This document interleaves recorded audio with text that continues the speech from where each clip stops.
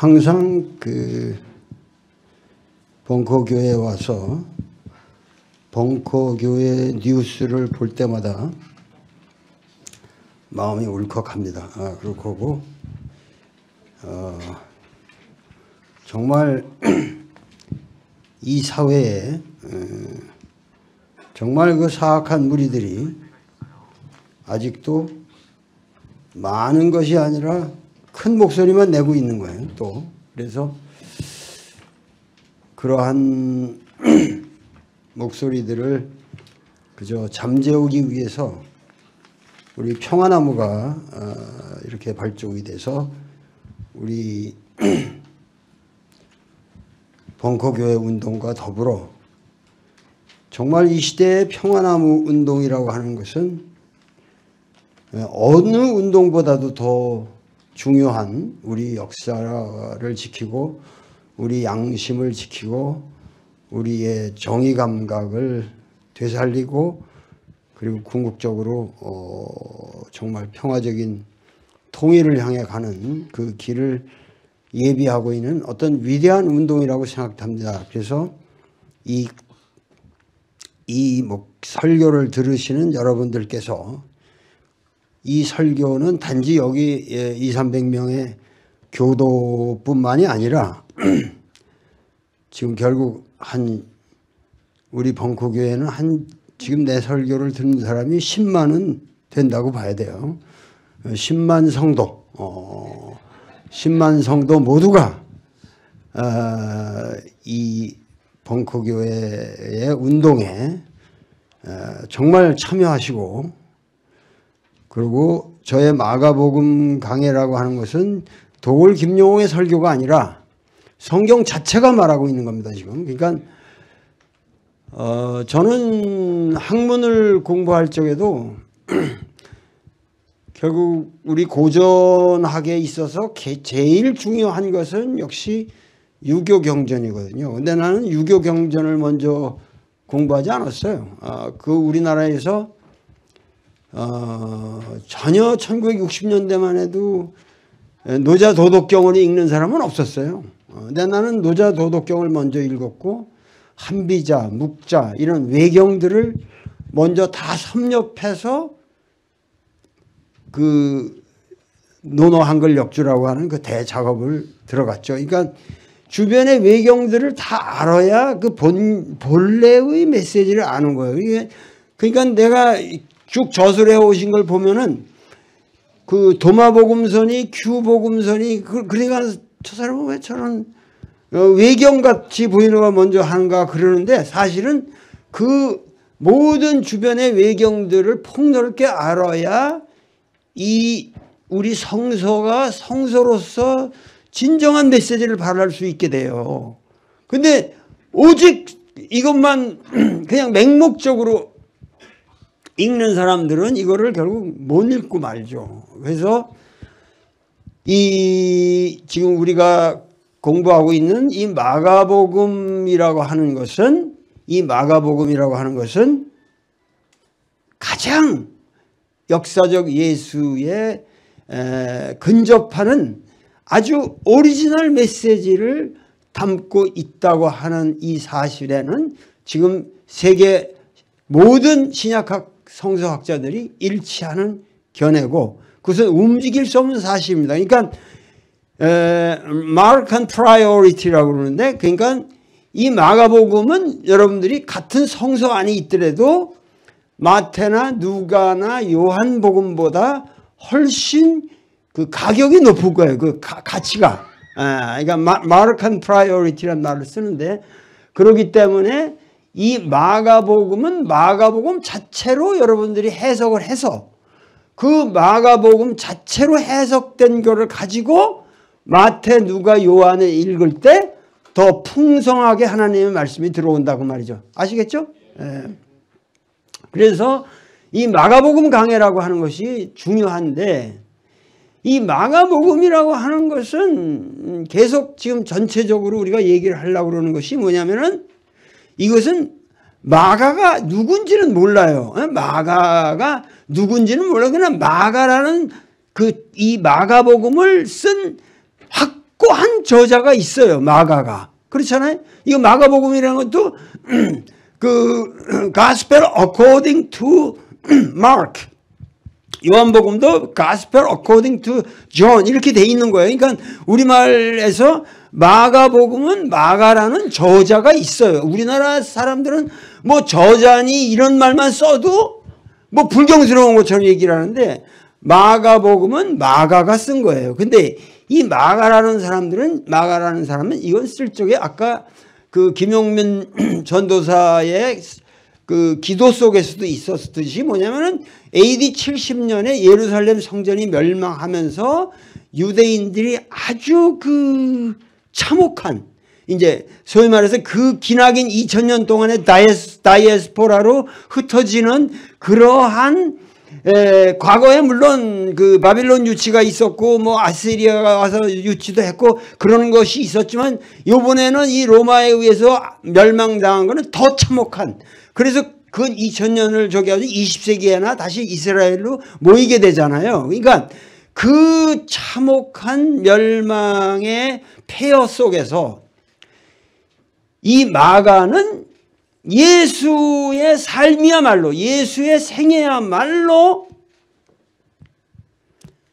이 유대민족을 참혹한 이 현실에서 구할 수 있을 뿐만 아니라 이것을 통해서 전 인류를 구원할 수 있는 길이 열린다고 하는 확신을 가졌는데, 그러니까 그때까지만 해도 처음에는 바울이라는 사람은 그 기독교 예수를 그리스도라고 믿는 사람들을 탄압했고, 그 뒤로 그 모든 교회 운동이 있었지만 여러 가지 그 문제점이 발생을 해서 서로 싸우고 이러는 상황에서 마가는 일단 뭐냐면 이 마가는 이것을 하나의 드라마로 만든 거죠.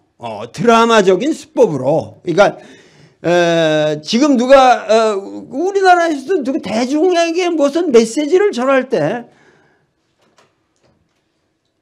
돌 김용의 철학 강의를 더 듣겠어요? 연속방송국을 더 보겠어요?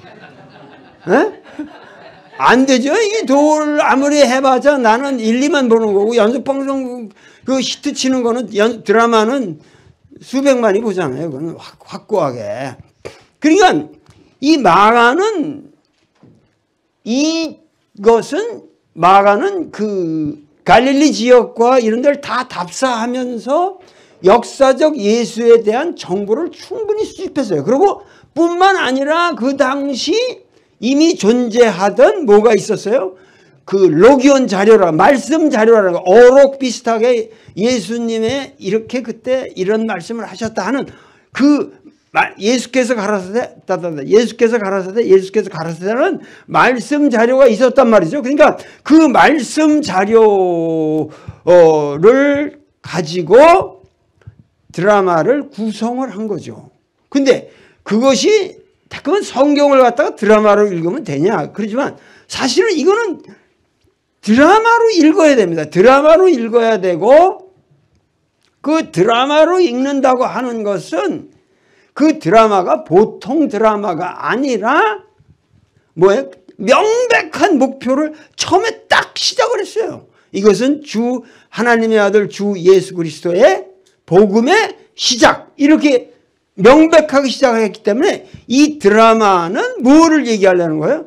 역사적인 예수, 예수라는 거는 역사적인 인간의 이름의 김용옥과 같은, 그리고 그리스도라는 말은 메시아라는 의미고 그야말로 그 구세주라는 의미인데, 이 드라마는 보통 드라마가 아니라 명백한 드라마예요. 드라마의 목적이 뭐예요? 예수가 그리스도임을 선포한다. 예수가 그리스도임을 선포하는 드라마. 아시죠? 보통 드라마가 아니에요. 그러니까 그 선포라는 거를 갖다가 우리가 캐리그마라고 그러는 거예요. 선포. 그거를 초대교회가 예수는 보통 인간이 아니라 그리스도라고 하는 것을 선포하는 메시지를 효율적으로 전달하기 위해서 재미있는 드라마로 만든 거죠. 근데 이 드라마를 우리가 다시 분석하면은 크게 두 파트로 나뉜다. 이게 두 파트로. 지금 두 파트로 나뉜데 앞 파트는 대체적으로 어떠한 파트냐면은 갈릴리 사역이라고 그러는 거예요. 갈릴리에서 예수께서 갈릴리에서 주로 활동하시면서 거기 민중들과 더불어 많은 일을 행하시던 그러한 행위의 역정이 전반을 구성했고, 후반은 뭐죠? 그 갈릴리를 떠나서 예루살렘으로 향해서 가는 과정과 예루살렘에서의 겪으시는 모든 것, 이거의 주제는 뭐예요? 이거의 주제는 기본이 패션, 순환입니다. 순환. 그러니까 앞에 전반부의 갈릴리 사역에는 주로 뭐가 많이 배치되었냐면은 그것은 하나님의 나라가 이 땅에 임하고 있다고 하는, 처음부터 뭐냐면은 선포하실 때 뭐라고 그랬죠? 때가 찼다. 그 다음에 뭐죠? 하나님의 나라가 Kingdom of God is at hand. 가까웠다. Repent. 네 생각을 바꿔라. Believe in the gospel. Good news. 이 기쁜 소식을 믿어라. 이거였기 때문에 갈릴리 사역에 있어서 주제는 뭐겠어요? 아주 심플한 거예요. 갈릴리 사역의 그 전반부의 그 주제는 Kingdom of God이라고. 아까 씨 뿌리는 자의 비유를 얘기했듯이 천국 운동을 하신 거고, 후반부는 뭐예요? Passion. 이제 쉽게 이해를 하시면 돼. 전체 이 마가복음을 우리가 전체적으로 이해하기 위한 그림을 여러분들이 다시 한번 그려야 되는데, 그러니까는 갈릴리 사역에서는 그야말로 그 민중과 더불어서 이렇게 활동을 하시는데, 그 핵심이 뭐였죠? 전부가 거기는 대체적으로 기적사화로 구성되어 있어요. 제일 처음에 뭐죠? 제일 처음에는 귀신을 내쫓는 엑소시즘으로 먼저 시작해요. 그 축사, 사귀들을 내쫓는 것으로 시작해서, 그 다음에 힐링, 그 다음에 치유 사화가 쭉 나와요. 그래서 기억하시잖아요. 그 여인의 혈루병을 치유한다든가 소경이 눈을 뜬다든가 이런 걸 통해서 하다가 점점 도수가 강해져요. 그러다가 뭘로 가냐면 네이처 미러클이라는 거죠. 자연 이적으로 가요. 그 자연 이적의 대표적인 게 뭐죠? 이어오병에, 그러니까 그 전에는 이어오병 사건 이전에는 대체적으로 프라이빗 스페이스, 사적인 공간에서 치유하는 거예요. 예를 들면 야이로의 딸에 들어갈 때도 그 제자 2명하고 당신하고 부모만 들어오라고 그랬어요.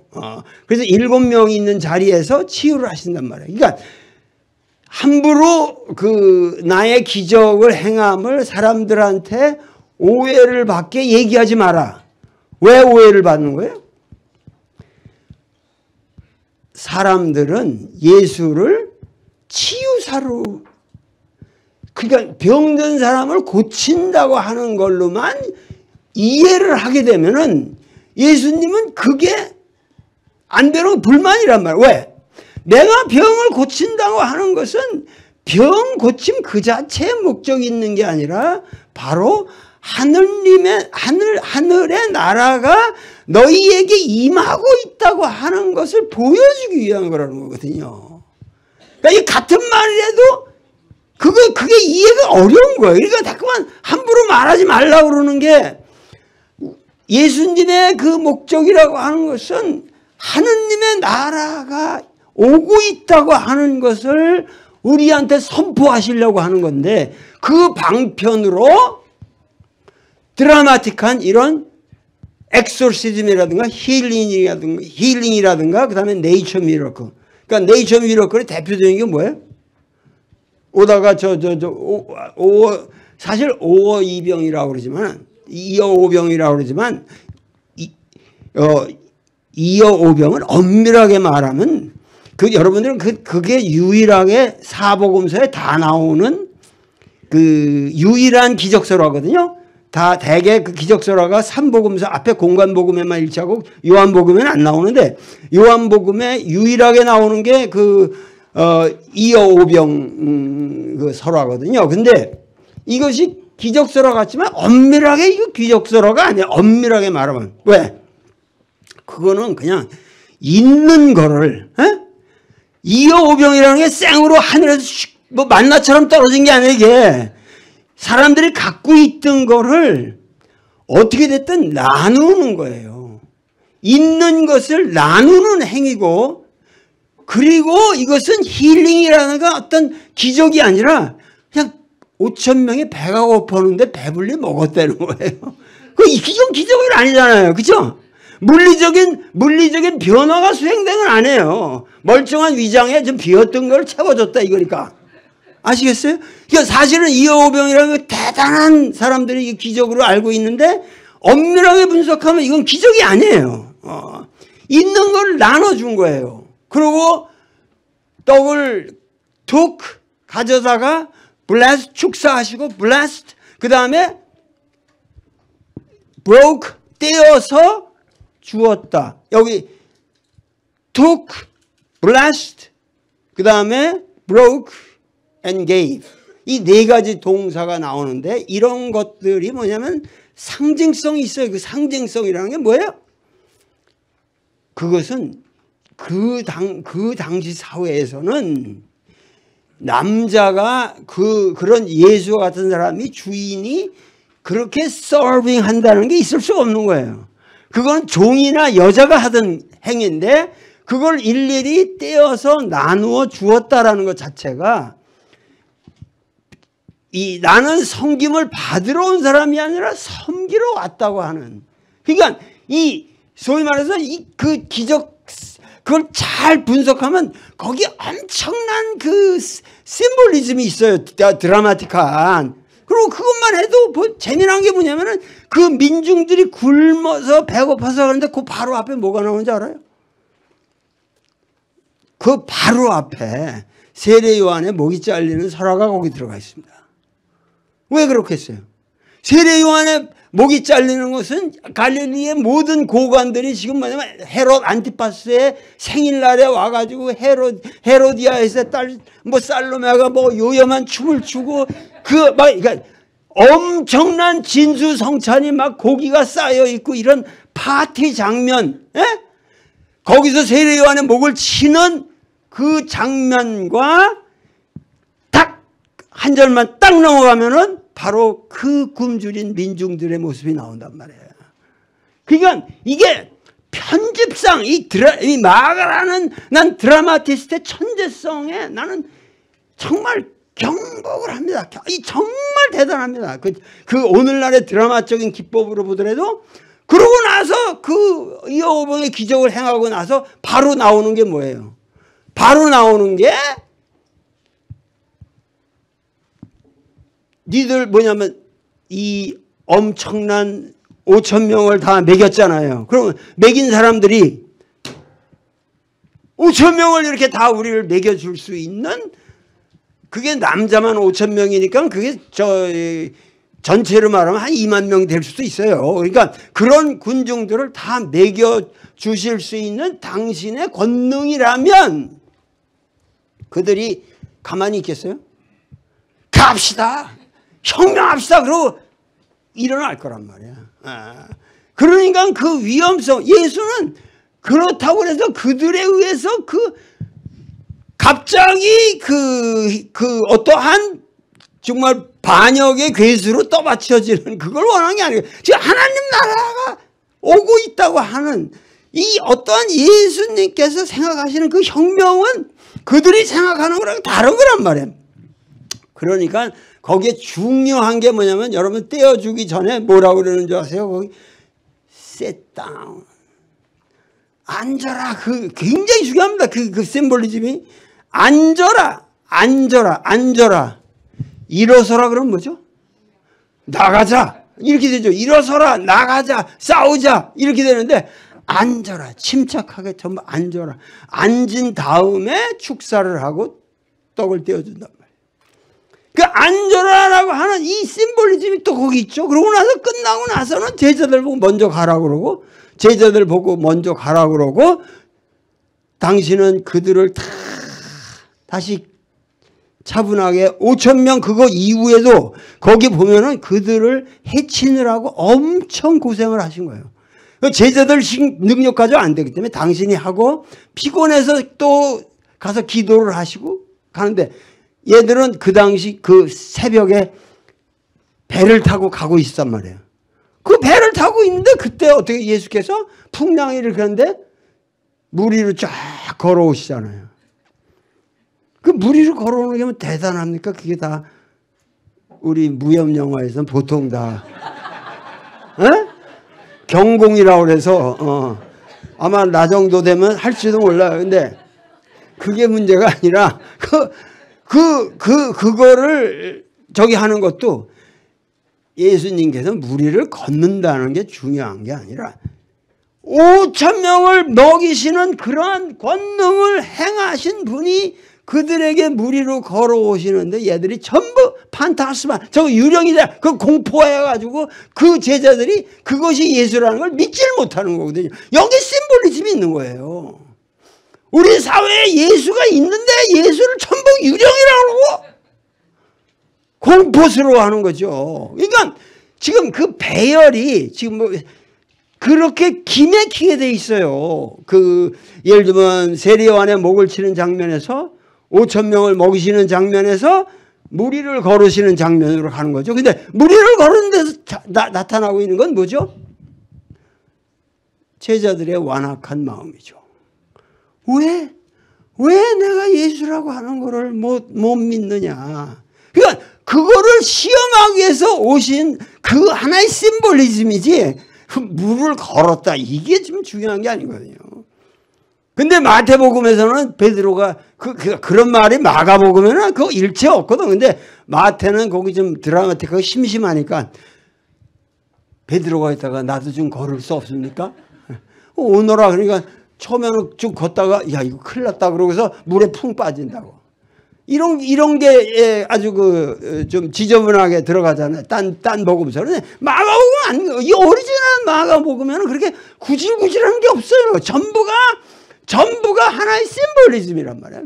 말하려고 하는 메시지가 명료하게 있는 거예요. 자, 그렇게 해서 오늘날 오늘 설교의 가장 핵심적인 메시지로 들어가 봅시다. 여기 들어가면은 이제는 뭐라고 그랬죠? 지난 시간에 얘기를 했죠. 이제 예루살렘 입성하기 전에 그 호산나 뭐 이런 거 하고 그것도 사실은 뭐 엄청난 게 아니라 아주 초라한 행렬이라고 그랬어요. 그런데 그 전에 그 소경,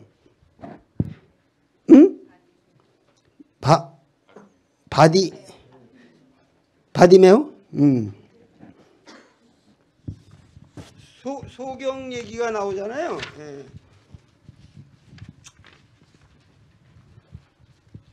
바르티메오라고 여기 표현했는데 바르티메오, 티메오의 아들.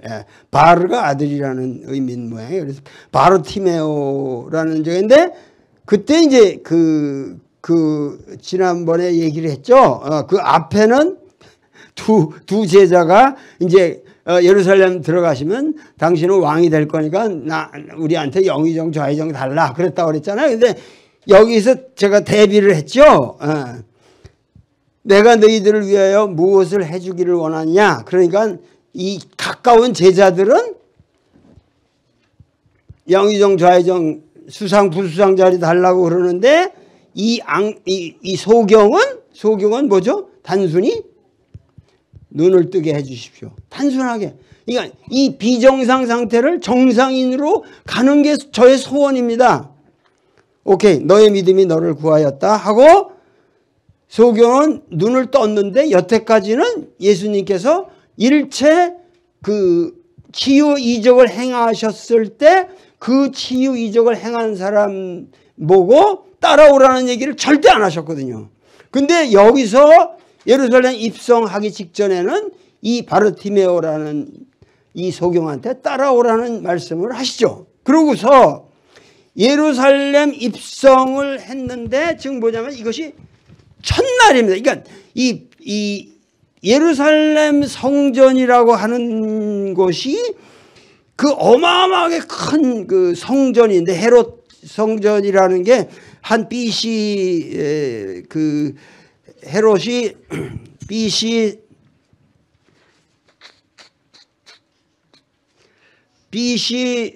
36년에부터 아마 그 집권을 해가지고 성전 건축이 한 20년부터 시작을 했어요. BC 20년부터. 그래가지고 이것이 AD 66년에 완성이 되는데 완성되자마자 70년에 무너져 버리는 거죠. 그러니까 지금 그 여러분들이 가서 보면 통곡의 벽이라고 하는 것들이 것이 남아 있잖아요. 그런데 그게 이제 그 예루살렘 성전의 서벽이에요. 서벽. 자, 그런데 조금 있다가 그 예루살렘 성전 사진도 좀 보시면서 제가 이 성령이 넘쳐가지고 지금 몸이 더워지고 있습니다. 그래가지고 간간은 첫날에 들어가는데 사람들이 이제 뭐 종려나무 잎을 깔고 뭐 하고 옷도 벗어 던지고 이래가지고 이 딱 아주 초라한 카펫들을 당나귀를 타고 들어가시는 장면이 꼭 돈키호테 소설의 한 장면처럼 그렇게 들어가는 거예요. 그렇게 들어가는데 그래서 호산나 주의 이름으로 오시는 이여 찬미를 받으소서 하고 우리 조상 다윗의 나라가 온다. 이 민중들은 아직도 예수가 누군지를 모르는 거죠. 다윗의 나라라는 거는 우리가 이 국권을 회복하리라는 하나의 정치적인 맥락에서 예수를 바라보고 있는 거예요. 그런데 그러고 나서 첫날 바로 예루살렘 성전으로 가십니다. 바로 성전에 들어가서 좀 늦었어도 볼 수는 있었던 바예요. 그러니까 예수님도 처음 오신 거예요. 이게 처음. 시골 사람이 지금 그러니까 저 어디 속초에 사는 사람이 그 서울에 와가지고 경복궁을 왔는데 경복궁을 싹 한번 둘러보는 거예요. 그래가지고 분위기를 우선 알아야 되니까 예수님도 어떤 정찰을 한 거예요. 이게 처음에 첫날은. 그래가지고 그렇고 나니까는 날이 저물었어요. 그래서 12제자와 함께 베다니아로 갔죠. 근데 베다니아에서 나오실 적에 그때 뭐를 봤다고 그랬어요? 배가 고파가지고 베다니아에서 배가 고파가지고 저기 했는데 그 무화과 나무가 있어가지고 야, 저 무화과 열매가 있나 보자 하고 갔는데 무화과 열매가 없었다. 그런데 그 무화과 잎사귀가 포르고 잘생긴 무화과 나무가 무화과가 없으니까 예수께서 화가 나셨다. 배고픈데 왜 무화과 나무가 없냐. 물론 그것 때문에 화가 나신 건 아니겠지만 이 이야기는 전혀 우리한테 전달이 안 되는 상식적으로는 하나의 기적설화다는 거죠. 성서에 나타나는 예수님의 유일한 파괴 기적설화입니다. 넌 저주를 받으리라 하고 외치시는 건 이게 뭐예요? 이거를 성서학자들이 이걸 해석을 제대로 못했는데 이것은 바로 예루살렘 성전으로 가시기 전에 그 예루살렘 성전의 모습을 상징하고 있는 거예요. 이게 뭐냐면은 AD 70년에 유대가 멸망하는 그 사건을 소위 말해서 이 지금 복음서 기자는 이거를 40년 전에 예수의 삶을 쓰고 있는 거지만 동시에 AD 70년대의 독자들한테 이거를 얘기하고 있는 거예요. 그러니까 이들에게 있어서는 그 겉으로 멀쩡한 무화과 나무가 사실은 완전히 비틀어 말라 이게 저주를 받으리라는 것은 예루살렘 성전의 멸망에 대한 그거를 예수님께서 그대로 예언을 하시는 거죠. 여기서. 그러니까 내가 지금 예루살렘 성전을 향하고 있지만 뭐죠? 예루살렘 성전이라고 하는 것은 빛 좋은 개살구고 실제로 이것은 열매가 없이 아무런 율법의 이파리만 무성하고 실제로 사람들한테 생명을 주는 열매는 없는 무화과 나무와 같은 이 성전, 이것은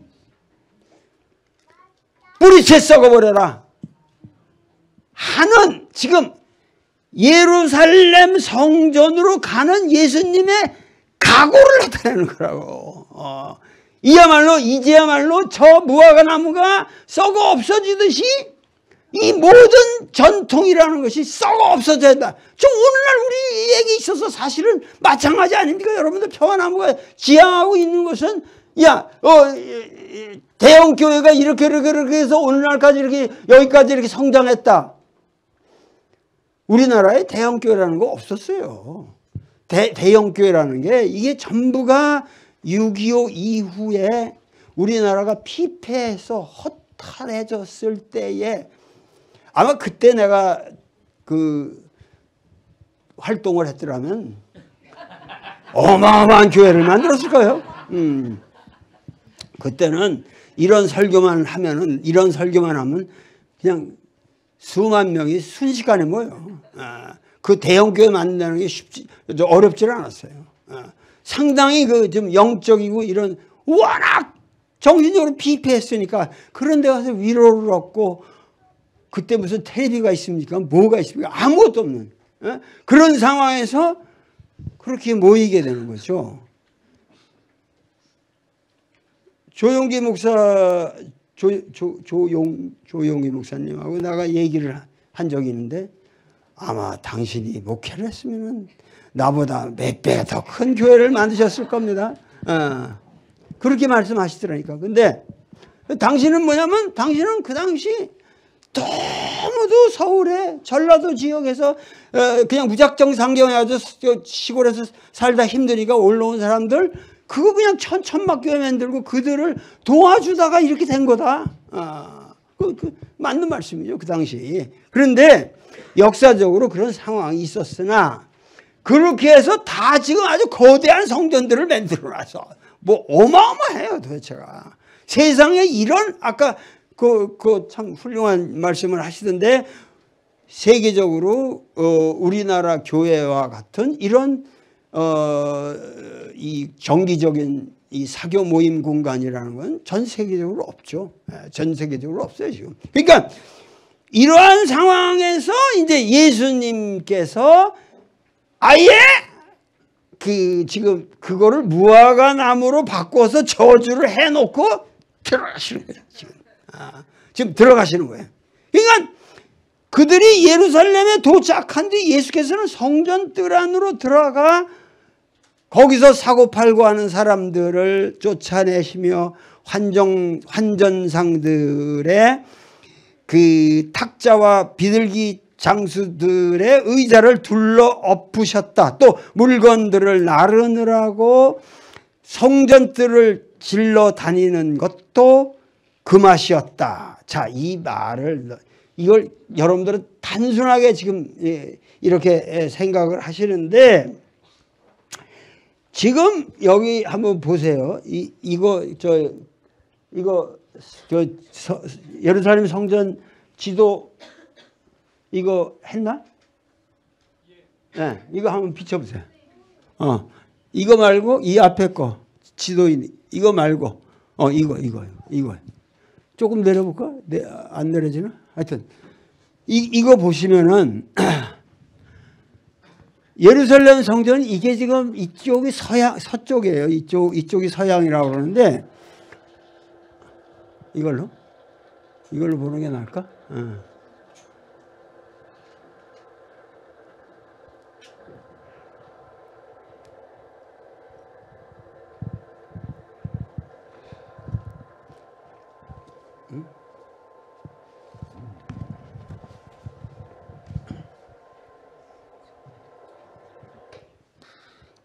여기 보시면은 뭐 없지 이거야.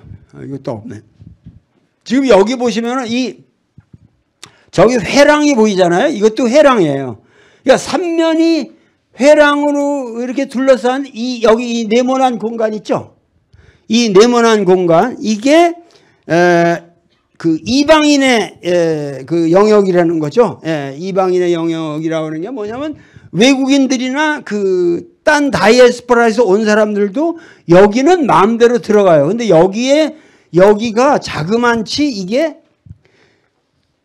그 35에이커라고 그래요. 35에이커고 3면이 회랑으로 지금 둘러싸인 겁니다. 3면이 회랑으로 둘러싸인데 지금 환전상 그런 게 어디 있겠어요, 지금. 그 예수님이 들어가셔서 엎은 데가 여기라고, 여기. 네? 여쪽이에요. 이거를 정확하게 여러분들이 아셔야 되는데 뭐 이렇게 가리킬 거 없나? 없네, 아무것도. 이거는 여기가 회랑이고 이렇게 네모로 돼 있는데 여기서 보시면은 여기가 우먼스 코트예요. 여기가 여성의 코트거든요. 이거 되네. 여기가 여성들 코트예요. 여기가 여성들 코트고, 그러니까 이 여성들은 일로 들어가죠. 일로. 그리고 여기가 그 유명한 지성소입니다. 이게. 요게 지성소가 요렇게 로 돼 있고, 지금 이제 조금 이따 나오지만 여기가 이제 그 여자가 돈 냈다고 그러는데 있죠. 그게 요쪽입니다. 요쪽에 있고, 이것들은 제사장들의 자기들 코트가 여기 쭉 있어요. 이렇게. 여기에 이제 자기들 사무실도 있고 이런데, 이게 여기가 되는데 이게 왜 이렇게 크냐 하면은 지금 여기 와서 모든 것을 제사를 지낸다고 그럴 적에, 제사를 지내는데 여기 연기가 이렇게 피어오르고 있는데, 제사를 지낸다고 하는 게 이 양들이니 이런 거를 와서 그 내장을 이렇게 잡아서 내장을 태워요.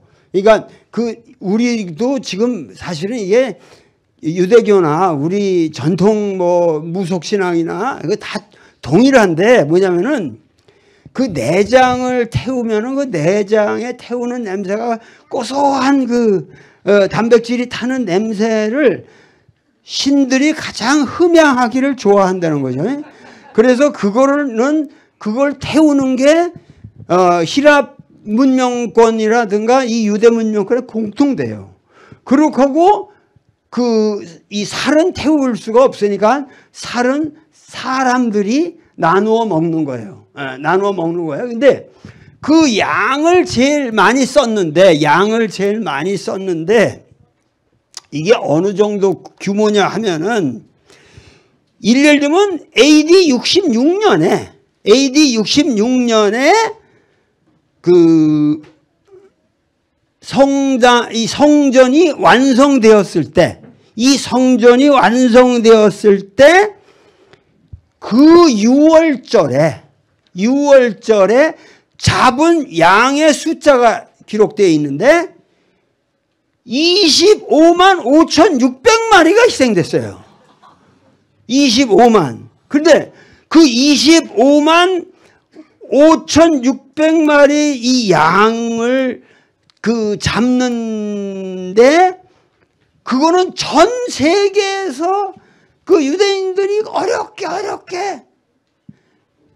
왔는데, 뭐냐면은 그 양을 자기가 기르던 걸 갖고 오면 좋은데 그렇게 절대 안 돼요. 뭐냐면 율법에 의해서 그 코셔 푸드라고 해서 그 하나님에게 바치는 거는 엄격한 제사장의 도장을 찍어야 돼요. 그것들이. 그러면 그 코셔 푸드에 맞는 양은 절대 밖에서 들어올 수가 없어요. 그러니까 그 양 거기에 드리는 제사에 들어가는 거는 반드시 거기서 사야 되고, 여기 아까 거기다 했죠. 여기 환전상이라는 말이야. 꼴리비스톤이라는 건데, 이 환전상이라는 것도 세속적으로 쓰는 돈은 여기서 통용이 안 돼요. 그러니까 이 성전 안에서만 통용되는 띠리안 화폐라는 게 있습니다. 그걸로 다 바꿔야 돼요. 그러니까 그걸로 바꿀 때 시가의 2~3배를 손해보고 바꿔야 돼요. 그러고 또 그걸로 양을 살 적에 또 2~3배로 뻥튀기가 되는 거예요. 아시겠습니까? 거기서 나오는 이거는 지금 삼성보다 수입이 높은 거예요. 여러분 이걸 아셔야 돼요. 이런 배경을 아셔야 지금 예수가 누구하고 싸우고 있는지 여러분들 그냥 성서를 보면서 예수가 들어가서 뭐 장사꾼들 몇 개 엎었나 보다 이렇게 생각하시는 거예요 지금. 성서를 제대로 읽어야 된다는 거죠. 그렇기 때문에 이 종교적 제사장들과 이런 환전상 은행 뱅커들이 있는 거죠. 은행 뱅커들이 있고 이 모든 뭐냐면 여기 뭐 감찰 검찰 뭐 이런 것들이 여기에 다 한 통속이 된 거예요. 이게 예루살렘 성전이에요. 그 예수가 여기 와서 이 개새끼들 이 강도의 소굴을 만들었다고 그러잖아요. 이 전체를 놓고 그 당시 와서 이 어마어마한 여기에 말이죠. 이 기둥 하나가 밑에서 3사람이 이렇게 둘러야 아름다리가 되는 거예요. 이 기둥 하나 높이가 지금 기둥 하나 높이가 몇 미터라고 그러더라. 이게 요세푸스가 다 써놓은데 돌기둥 높이가 30피트래요. 이게 30피트. 한 10m 정도 되는 어마어마한 거죠. 3사람이 둘러야 되고 그런 게 수백 개로 이렇게 된 회랑인데 이 회랑은 이게 소위 히랍에서 스토어라고 그러는 건데 이 회랑 안에는 지금 쫙 장사들이 어용 장사들이 쫙 포진해 있고 사람들이 들어오면 뭐 빠글빠글 여기 뭐 빠글빠글 수만 명이 지금 여기서 들어와가지고 이 장사를 하는 거예요 지금. 그러니까 예수가 여기 들어가가지고 이 쌍놈의 새끼들하고 다 엎은 거예요 지금. 여기 들어가서 쭉 엎고 지나간 거라고. 깡다고도 좋지. 이 액션이라고 하는 게. 그러니까 여러분들은 이게 이렇게 간단한 얘기가 아니라 그러니까 그 전날 왜 이 사람이 가서 예수님께서 가서 정찰을 하셨는지 알 수 있잖아요. 밤늦게 도착했는데 그걸 보고 베다니아로 가셨다는 거는 내일 거사를 위해서 내일 뒤 엎는다. 이 모의를 한 거죠. 어떤 의미에서. 그래가지고 여기서 엎은 거예요. 여기서 이제 엎고 나니까는 이게 그러니까 이거는 완전히 대기업 대형 교회 대기업 로펌 이 사법 입법 모든 기관이 사네드린이라는 조직 하에서 하나로 되어 있는 오늘날 우리 현실과 똑같은 거예요. 그 어마어마한 권력의 핵심으로 막말로 갈릴리 촌놈이 뭐 12제자를 데리고 왔는데 처음에 맥없이 봐야 하는데 딱 군중들은 알아차리고 초라하지만 호산나 부르면서 나귀 타고 들어오셨어. 그러고 나서 무화과 나무 저주를 하고 그 다음에 바로 예루살렘에 들어가서 엎어버리는 거지. 엎어버리면서 내 집은 성소에 내 집은 만민이 기도하는 집이라고 기록되어 있지 않느냐. 그런데 너희들은 이 집을 강도의 소굴로 만들어버렸구나. 강도의 소굴이라는 말은 그야말로 이것은 내가 한 말이 아니고 예수님이 본인이 성서에서 하신 말씀이에요. Den of robbers, den of thieves. 이 엄청난 너희들이 이걸 강도의 소굴을 만들어버렸구나. 그러니까 오늘날 사실은 평화나무가 외치고자 하는 것은 세습을 지향하는 그런 교회야말로 뭐겠어요? 그게 교회입니까? 강도의 소굴이죠. 강도의 소굴이에요. 그래서 그 유명한 청주분 누구지? 청주분 신채호 선생이 강도 일본 놈들이 우리나라의 국권을 농락하고 생존권을 빼앗아 이렇게 나가는 거 아니에요. 똑같은 얘기죠. 이 강도 놈들. 근데 이 강도 놈들을 예찬하고 그러는 책을 쓰고 있고 이런 모든 우리나라 현실 속에서 함석헌 선생이 나한테 하신 말씀이 난 기억이 나요. 우리 집에 와서 이렇게 함석헌 선생이 천안에 씨알 농장 하면서 오셔가지고 나한테 하신 말씀이 나는데 악인들은 악업을 행하기 위해서 그렇게 잘 뭉치는데 왜 선인들은 선업을 위해서 이렇게 뭉치지 못하느냐. 어? 지금 이 함 선생님의 말씀을 우리가 깊게 생각해야 할 때입니다. 정말 우리가 악인들은 악한 일을 하기 위해서 그렇게 잘 뭉치는데 왜 선한 사람들은 선업을 이 착한 일을 하기 위해서 이 좋은 일을 하기 위해서 이렇게 뭉치지 못하느냐. 지금이야말로 이제는 뭉쳐야 할 때다는 거죠. 그 뭉침의 구심점이 되는 게 평화나무가 될 것이고 그 운동 하나님의 말씀을 이끌어가는 것이 벙커교회가 될 것이고 그래서 모든 사람들이 여기 모여서 지금 하나님 말씀을 듣고 있고 저는 단지 하나님 말씀을 있는 그대로 전하는 것뿐입니다. 제가 성서 이외의 말 하나도 안 하잖아요. 내 인생 얘기 하나도 안 했어요. 여기서는 성서가 오로지 성서를 얘기하게 하라. 그래서 여기에서 강도의 소굴을 만들어. 자, 이때 보세요. 이 말씀을 듣고 대제사제들과 율법학자들이 어떻게 해서라도 예수를 없애버리자고 모여야했다. 거기서 이미 결정이 난 거죠. 저놈은 죽었다. 저거 안 죽이면 안 된다. 그러니까 한번 얘들이 죽여야겠다 그러면 끝나는 거예요. 그 당시에. 근데 그러한 것을 알고 예수님께서는 여기 행했다는 것은 그 갈릴리에서 오신 분이 그야말로 예루살렘에 가자마자 딱 전날에 가서 상황 파악을 싹 하고 둘째 날 무화과 나무에다 저주를 퍼붓고 이제 이게 끝나는 거예요. 아시겠습니까? 예. 그래가지고 하니까는 저 새끼는 누구야 저거. 어떤 촌놈이 감히 예루살렘 성전을 뒤엎어.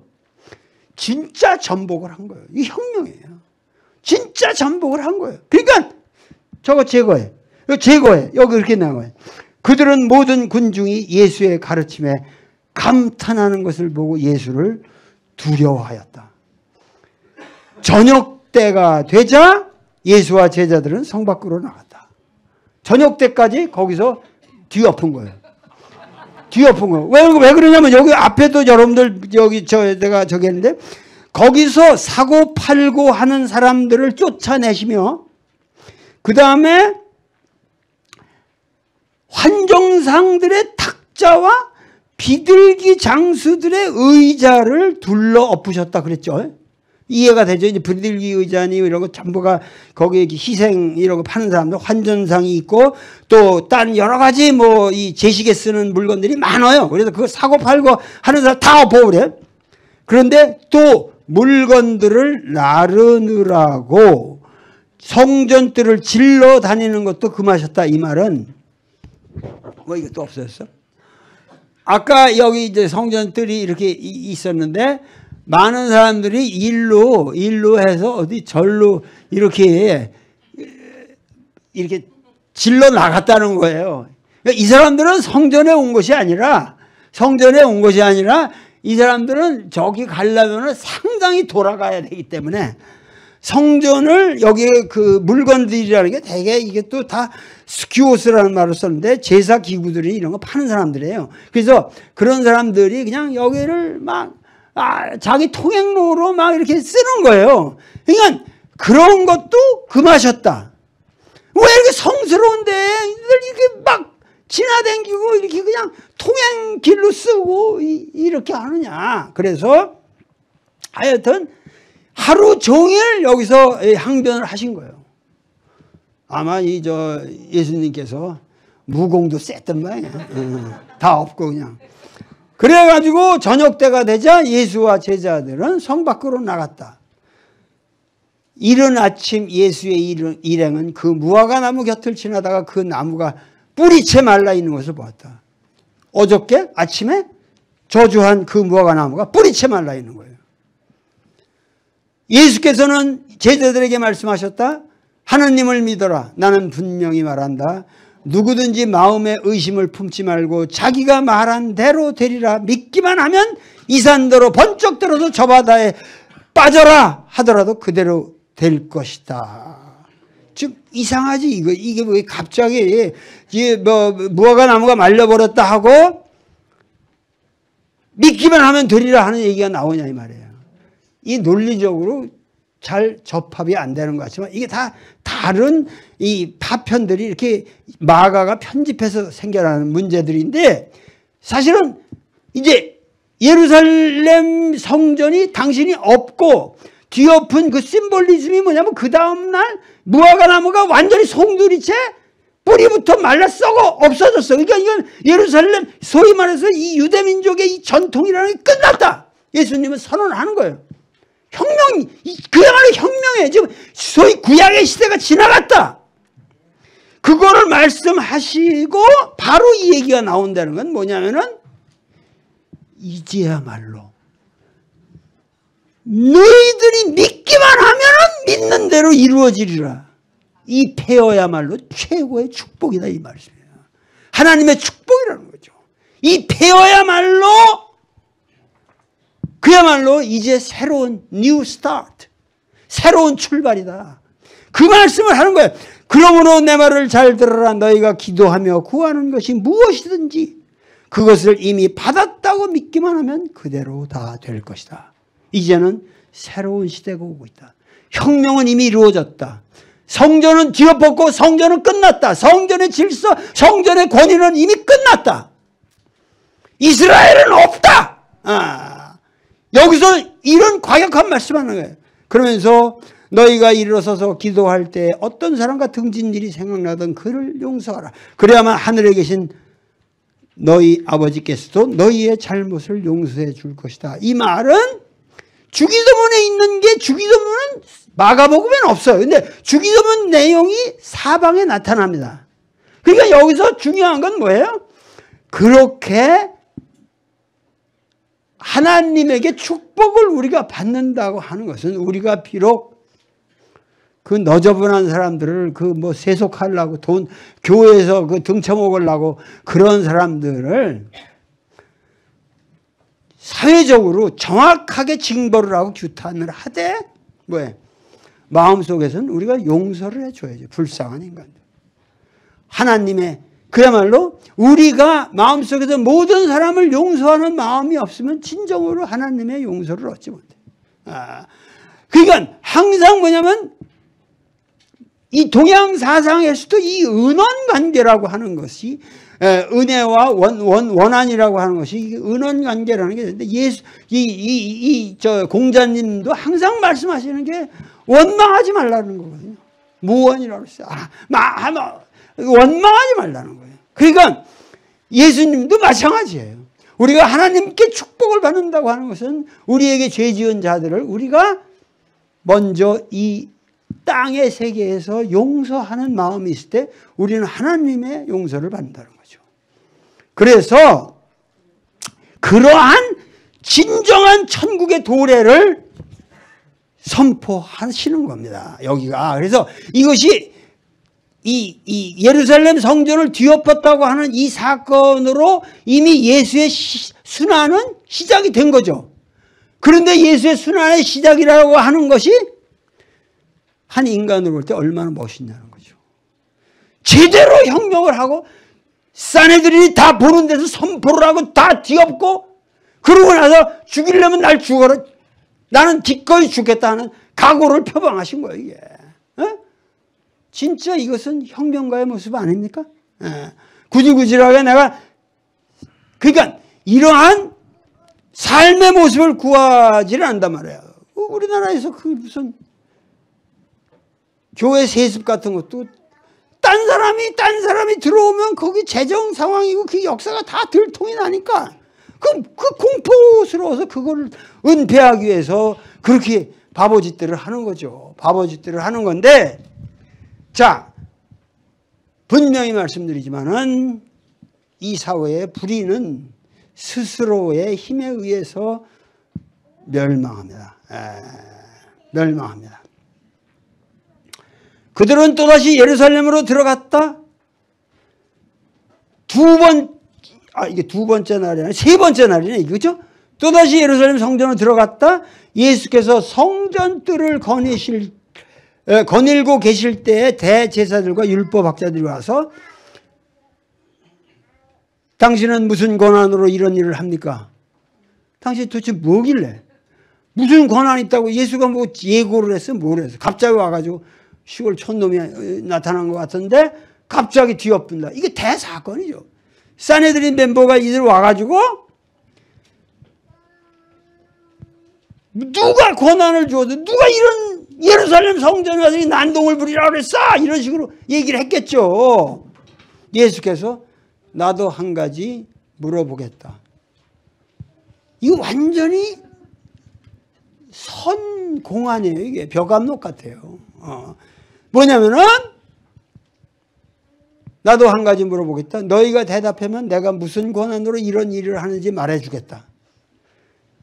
그랬더니 한 가지 물어보겠다 그러고 예수께서 그들한테 물어보신 거죠.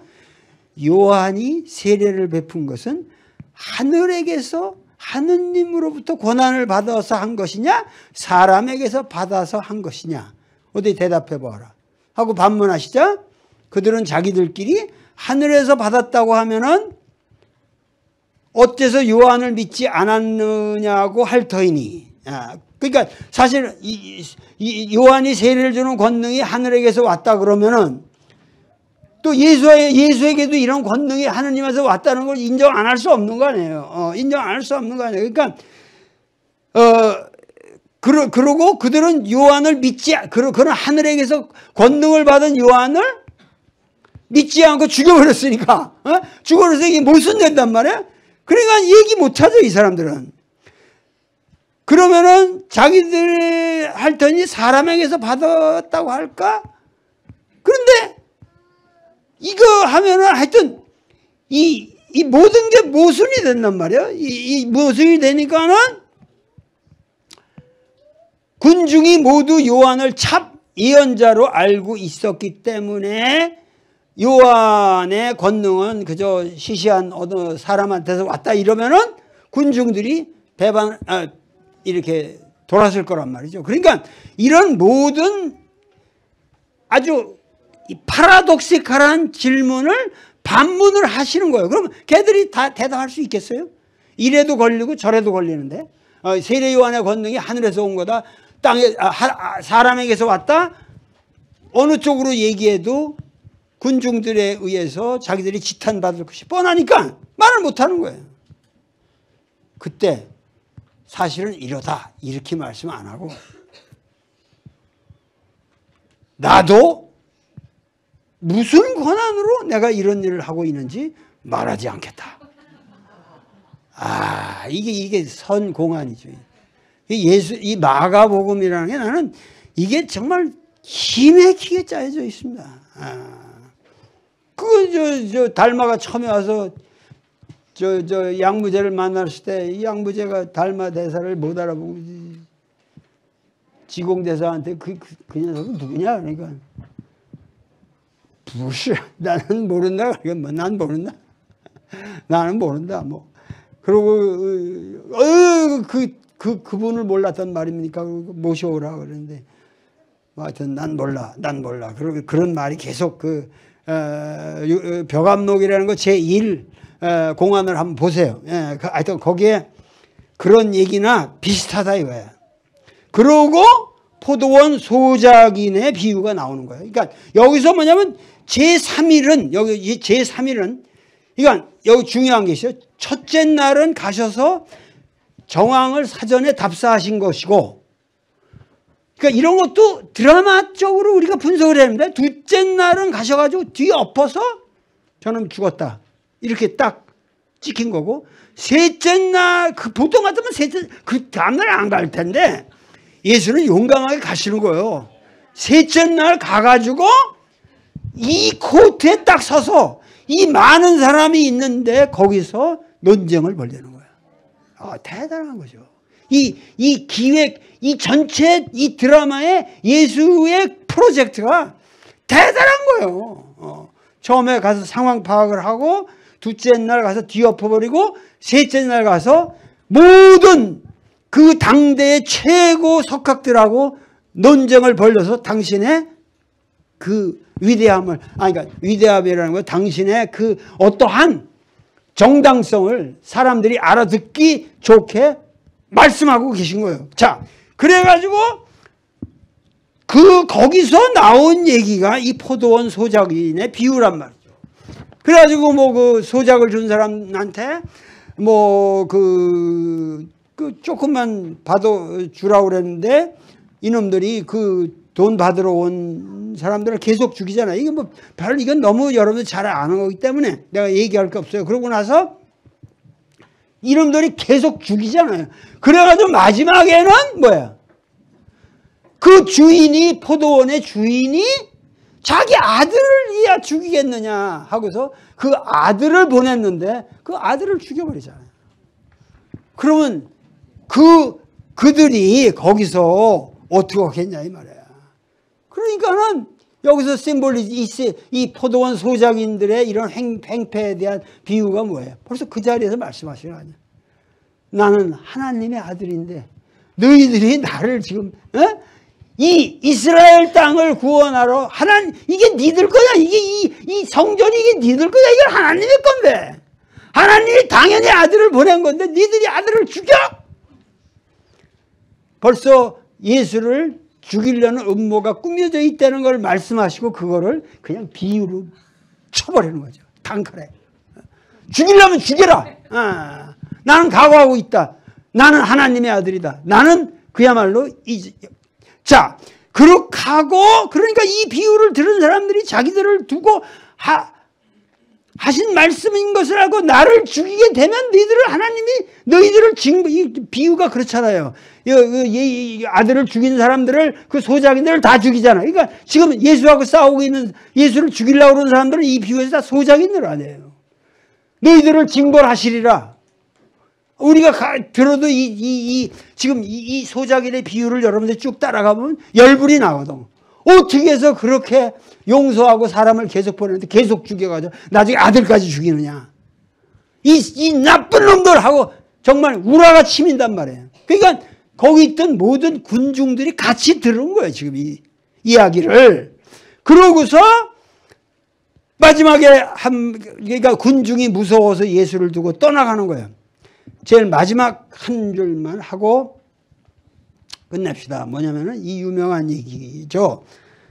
그러니까는 이게 첩산중이지. 아무리 얘기를 해도 세례 요한을 가지고 잡아 죽이려고 그러는데 게임도 안 되고, 그 다음에 이제 했더니 또 이 소작인의 비유를 그냥 군중들에게 알기 쉽게 딱 이놈들 나를 죽이려고 그러는데 얘들이 죽을 거다.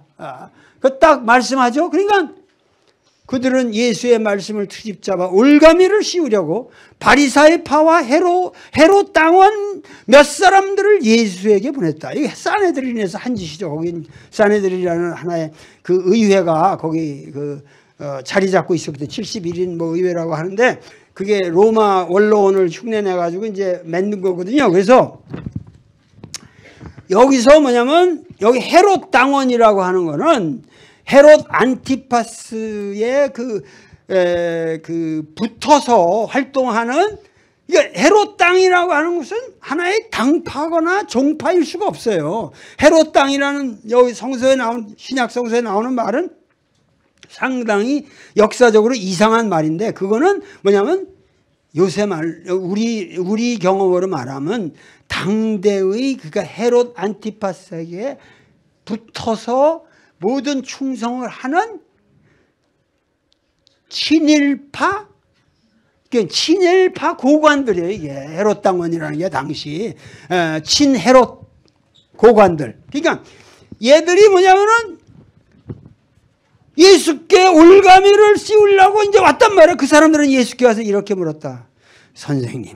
선생님은 진실하시며 사람을 겉모양으로 판단하지 않으시기 때문에 아무도 꺼리시지를 않고 하나님의 진리를 참되게 가르치시는 줄 압니다. 그런데 카이사르에게 세금을 바치는 것이 옳습니까? 옳지 않습니까? 바쳐야 합니까? 바치지 말아야 합니까? 자, 이 말은 뭐냐면 당대 가장 첨예한 이슈를 들이댄 거예요. 뭐냐면은 그 예수는 사실은 뭐냐면 어떠한 그 종파적인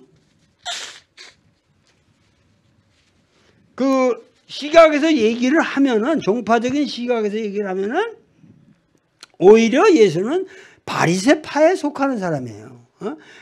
가까운 사람이 아니라 여기서 예수님께서 바리새인들을 혹독하게 말씀하시지만 사실은 바리새파들은 그 유대교 정통에서는 상당히 리버럴한 사람들이거든요. 근데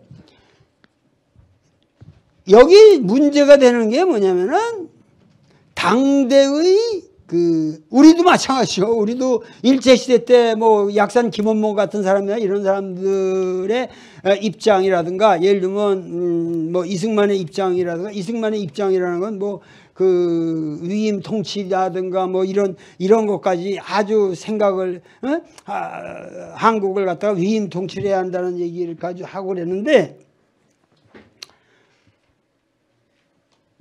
약산 김원봉이나 뭐 이 안중근 같은 사람은 그저 대결을 해야 된다 이런데, 이 당시에 젤롯이라고 하는 이 젤롯 열심당원이라고 하는 거, 이스카리오시니 뭐 이런 파들은 왜 우리가 로마한테 세금을 내야 되냐, 그래가지고 세금 거부 운동을 했어요. 그 당시. 그러니까 이 사람들이 나중에 마사다 요새에서 마지막까지 항전하다 죽는 사람들이 이 젤롯이에요. 이 열심당원이라는 거거든요. 그러니까는 뭐냐면 이 사람들은 모든 운동이 우리가 세금 내지 말자, 로마한테. 왜 이렇게 혹독하게 우리가 세금을 당하냐. 지금 사실 우리가 지금 미국이 이거 방위비 분담도 마찬가지죠. 왜 저기라서 돈 많이 들고 그러면은 편하게 집으로 돌아가시지. 왜 남의 나라에 와가지고 6조를 내놓으라고. 그러면 6조면 우리가 자체로 방위하겠다. 이미 여러분들 생각해보세요. 지금 여순 민중항쟁 때 14연대에서 내건 이것이 동족상잔 결사 반대예요. 왜 우리가 제주도에로 사람을 죽이러 가느냐?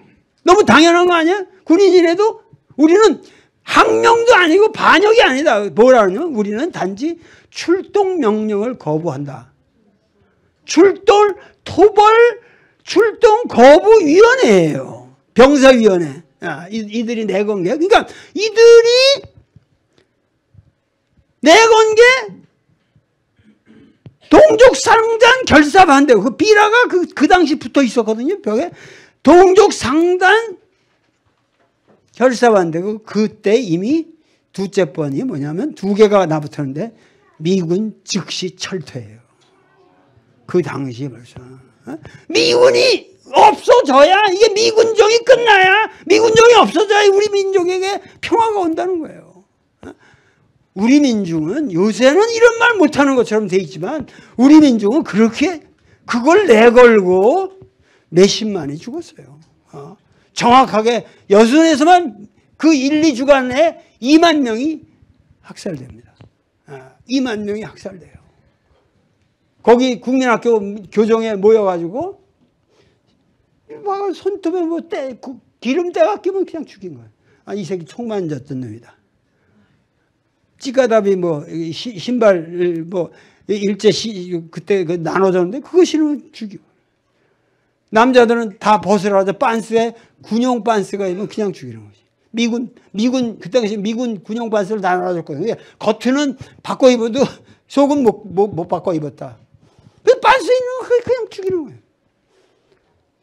내가 아는 사람도 뭐냐면 그 소아다리라는 데서 그냥 죽이는데 그냥 팍 먼저 쓰러져가지고 밑에 들어가 있었는데 그 위에 첩첩이 쌓여가지고 밤중에 기어나온 사람이 있어요. 내가 실제로 아는 사람인데. 그러니까 그렇게 참혹하게 죽어 넘어갔어요. 박창길이라는 검사가 이거 이렇게 했는데 이걸 이렇게 사람을 죽일 수는 없는 거 아니야, 검사가. 그 당시 상식으로 법을 공부하서 그냥 쏴주겠어요. 검사를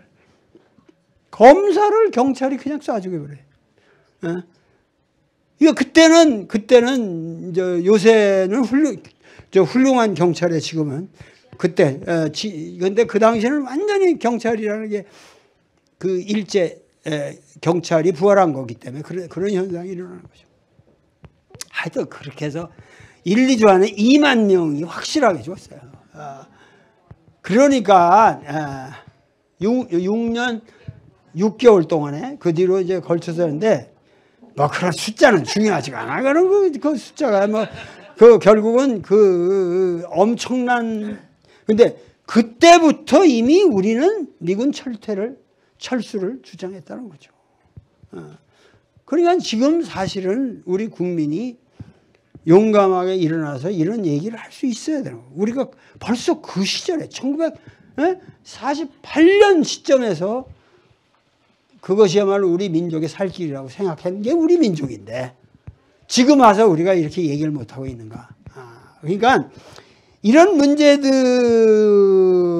제가 그 맥락 없이 뭐 얘기하는 것이 아니고 이런 걸 다 이제 맥락 없이 인용해가지고 날 죽이려고 그러는 놈들이 지금 너무 많기 때문에 우리가 조심해야 돼요. 조심해야 되는데 지금 예수님께서 하신 말씀이 여기서 문제예요. 세금을 내야 돼. 그럼 예수께서 뭐야? 세금을 내야 된다고 말하면은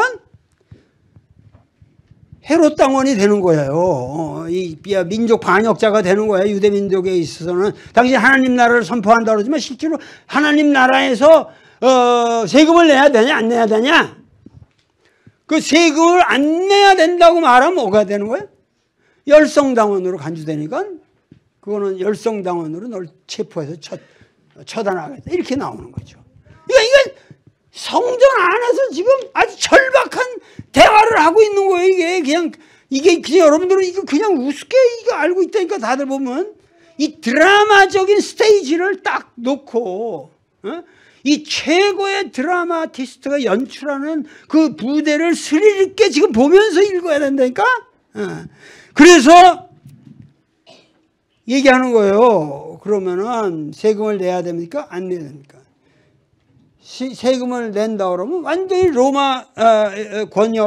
로마의 통치 권력에 우리가 복속돼야 된다. 이게 지금 우익이 주장하는 똑같은 거죠. 거기에 우리가 들어가야 된다. 그 저항하면은 열성당원이 되는 거예요. 마지막까지 마사다에서 투쟁한 그들이 되는 거예요. 자, 이러한 상황에서 예수께서 그들의 교활한 속셈을 알아채리시고 왜 나의 속을 떠보는 거냐? 왜 나를 니들이 감히 나를 테스트해 의심해? 그러면서 데나리온 한 입을 가져다 보여다오 그랬어요. 이 데나리온이라는 게 은적인데 이게 상당히 가격이 높은 거예요. 근데 나도 뭐 하나 구했는데 거기에 옥타비아누스라든가 이런 줄리어스 카이사가 있는 게 아니고 당대의 카이사. 이게 뭐냐면 티베리우스 카이사르 디비 아우구스티 필리우스 아우구스투스라고 거기 새겨져 있고 그 사람 초상이 있어요. 그 당시에 티베리우스의 그 얼굴이 새겨져 있거든요. 그러니까 여기에 말이죠. 그들이 돈을 갖고 오자 이 초상과 글자가 누구의 것이냐 하고 물으셨다. 그들이 카이사르의 것입니다 라고 대답하잖아요. 이건 카이사르 거다. 사실은 벌써 이 예수님께서 이 말씀을 하는 것 자체가 걔들이 성전 안에서 이 카이사르의 돈을 쓰고 있다는 것 자체가 이놈들이 안 되는 거예요, 사실은. 그 벌써 이놈들이 그 로마 권력에 복속해 있다는 것을 자인하는 거가 되는 거예요. 그래서 그 입장을 벌써 밝혀놓고, 그러면 카이사르의 것은 카이사르에게 돌리고 하나님의 것은 하나님께 돌려라 하고 말씀하셨다. 그들은 예수의 말씀을 듣고 경탄에 맞지 않았다. 여러분들 이 세상에서 이건 모르는 사람 없죠. 카이사의 것은 카이사에게, 하나님 것은 하나님께. 근데 어느 목사든 신학자든 이거 명쾌하게 해석하는 사람 한 사람 없어요. 여러분 모든 신학 사전 다 찾아보시라고. 여러분들 이거 확실히 얘기 들은 적 있어요? 이게 어떤 의미라는 거? 이게 뭐냐면 애매모호하게 다들 해석하고 넘어갑니다. 이게 이 말을 카이사르 것은 카이사르 것에게, 하나님 것은 하나님에게, 카이사르 것은 그러면 정교 분리냐? 그러면 거기서 일단 카이사르 것은 카이사르에게, 그러면 예수가 카이사르를 인정하고, 그렇잖아? 일단 인정한 거 아니야. 여기 문법적 구조로 볼 적에 카이사르 것은 카이사르에게라는 건 카이사르 것이게 확실하다. 그리고 이건 카이사르의 돈이고 이것을 화폐가 돌아가면서 경제가 유통되고 있고 그것에 의해서 니들이 먹고 살고 있지 않냐. 그러니까 여기에 대해서 세금 내라 이런 얘기가 되는 거 아니야. 카이사르 것은 카이사르에게, 그러면 뭐 세금 낼 거 내고 하나님 것은 하나님에게, 이렇게 해서 예수께서 좀 듣기 좋게 적당히 정교 분리적으로 타협한 거냐. 이게 좀 그렇게 해도 이게 찜찜하잖아요, 이게. 에? 카이사르의 것은 카이사르에게, 하나님 것은 하나님께, 이게 도대체 뭔 소리냐. 일단은 예수에게, 지금 예수를 골탕 먹이려고 그러는 자들에게 향해서 선불교의 그 유명한 선승이라고 하면 선적으로 해석했다 하고 말할 수 있어요. 근데 예수께서 그렇게 해석할 수가 없거든. 예를 들면 카이사르 것은 카이사르에게, 하나님 것은 하나님에게라고 얘기할 때 예수는 이 한쪽으로 얘기를 하면은 어차피 지금 당하게 돼 있는 건 마찬가지인데, 그들에게 그거를 어려운 상황을 회피하기 위해서, 그러면 카이사르의 것은 뭐고 하나님 것은 뭐냐? 그건 너희들이 알아서 생각해 봐라 하고 의문형으로 던지셨다라는 것까지가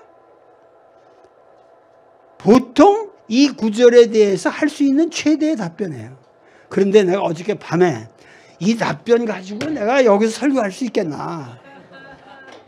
밤새 내가 고민했다니까. 이거 가지고 기도하고 또 하고 이게 도대체 무슨 말씀이 원이야니까 하고 기도를 밤새 했어요, 내가.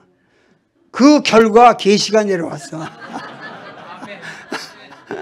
그게 뭐냐면은 여기서 카이사르의 것은 카이사르에게 라는 말씀과 하나님의 것은 하나님에게라는 말의 가장 핵심은 결국 카이사르의 것은 무엇이고, 그렇죠?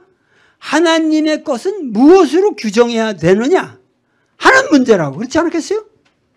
그러니까 지금 카이사르의 것은 카이사르에게 주고 하나님의 것은 하나님에게라는 이 말씀은 전후 맥락으로 볼 때 과연 하나님 것이 무엇이고 카이사르의 것이 무엇이냐 하는 그 질문에 우리가 명쾌한 대답을 해야 된다고. 그러면 지금 로마 통치하에서 일어나고 있는 모든 경제적인 거 이런 것들은 물론 카이사르의 것이죠. 그런데 하나님의 것은 무엇이겠어요? 온전한 나의 존재, 하나님의 형상으로 만들어진 그야말로 이 온전한 존재, 나 이 존재 이 자체는 뭐예요? 하나님의 것이죠. 그렇기 때문에 여기서 예수님이 말씀하시고 계신 것은 니들 가이사르 것을 가이사르에게 가도 좋아. 그건 내가 인정해. 그러나 이 존재 모두를 나는 하나님에게 바치겠다 하는 십자가 사건을 예고하고 있는 것이라고 하는 거기까지 해석을 해야만 이것은 온전한 비유가 된다는 거죠. 이해가 돼? 오직 우리가 그렇잖아. 하나님의 것이라고 하는 건 우리 존재 자체가 어떠한 이 사회적 핍박에서 시달리고 우리가 세금을 바치고 뭐 하든지 간에 이 존재 자체, 이 온전한 이 존재 자체, 나의 모든 것, 이 몸, 이 정신, 이 모든 것은 하나님의 것이라고 생각해야만 하죠. 그리고 이것은 궁극적으로 우리는 이 몸을 하나님에게 바쳐야 되는 거죠. 너의 몸을 산 제사로 드리라고 하는 바울의 로마인서의 말씀이나 우리가 이런 것을 기독교인의 본질로 돌아가서 해석을 해야 된다 이런 얘기예요. 그죠? 그러니까는 이러한 상황에서 예수는 최고의 명대답을 한 거죠. 그래서 사람들이 처음에는 어떻게 대답하려고 다 꼬나보고 있다가 마지막에 그 말씀을 듣고 경탄에 맞지 않았다. 예수를 얻어마하게 되는 거죠. 그러면서도 예수의 죽음은 시시각각 다가오고 있습니다. 예수는 이제 어떻게 죽음을 향해 가는가? 다음 설교 때 이 흥미진진한 드라마의 스토리를 그야말로 온 스테이지, 무대 위에서 봐야 됩니다. 이게 그냥 여러분들이 단순한 그냥 성경 봉독으로 이것을 이해하면 안 돼요. 아주 입체적인 드라마틱 그 텐션, 긴장 속에서 여기서 예수는 그 마지막 순간을 향해서 어떻게 가고 있는가. 거기서 그냥 같이 여러분들 눈물을 흘리고 그 같이 순환을 겪으면서 같이 따라가야만 성경이 성경이지. 이걸 문자로 읽으면 되냐 이거야. 에? 그 오죽하면 내가 섭섭해가지고 밤새면서 내가 이걸 씨름을 한 거예요. 자, 기도하겠습니다.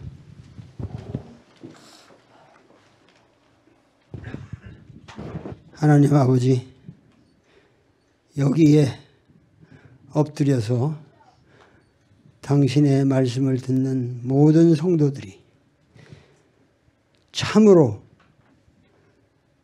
하나님의 축복을 받을 수 있는 위대한 인간이라고 하는 것을 저는 믿습니다.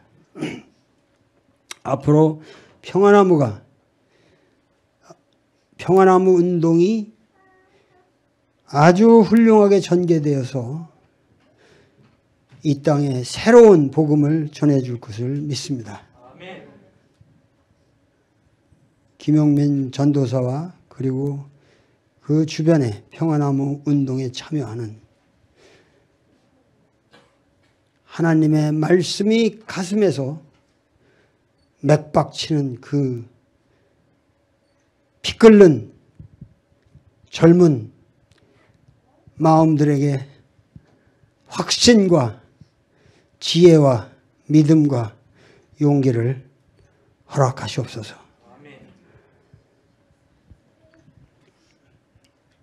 제가 당신의 말씀을 더욱더 바르게 전해줄 수 있게 하옵시고 여기서 전하는 당신의 말씀이야말로 참된 하나님의 말씀, 예수님의 삶, 그 행위 족적이라고 하는 것을 모든 사람들이 깨닫게 하여 주시옵소서. 지금 이 자리에 있는 모든 성도들, 벙커 교회에 출석을 했던 이 영상을 통해서 접하고 있든지 간에 그 모든 성도들의 마음속에 자리 잡고 있는 참된 예수님의 모습에 힘입어 간절히 기도드렸사옵나이다. 아멘.